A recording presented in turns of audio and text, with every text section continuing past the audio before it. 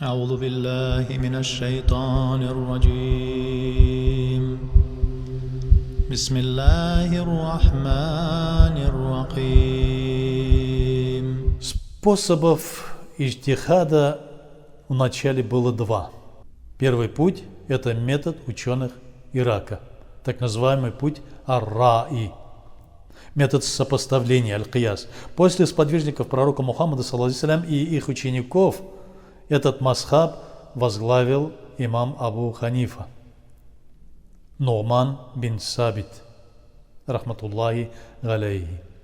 Второй путь или способ иджтихада – путь ученых Хиджаза, называемый ар-ривая.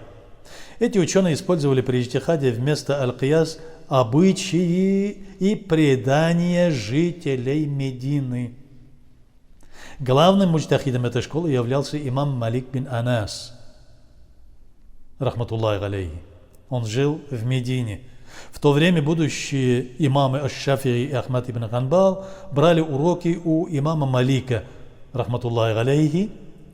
Имам Аш-Шафи'i, изучив метод имама Малика в Медине, поехал в Ирак учиться у имама Мухаммада Аш-Шайбани, одного из известнейших учеников имама Абу Ханифа. После изучения этого пути и достижения уровня иджтихада, он на основе этих двух школ создал свой третий мазхаб. Имам Ахмад ибн Ханбал также изучал метод аль-кияс в Ираке у учеников имама Абу Ханифа. Ахмад бин Ханбаль знал на память огромное количество хадисов и при иджтихаде обычному киясу предпочел сопоставление хадисов и создал свой путь, четвертый мазхаб, отличающийся в методологии от предыдущих школ мазхабов. Ученые по фикху подразделяются на 7 уровней. Упомянутые выше 4 имама были из самого высшего разряда муджтахидов.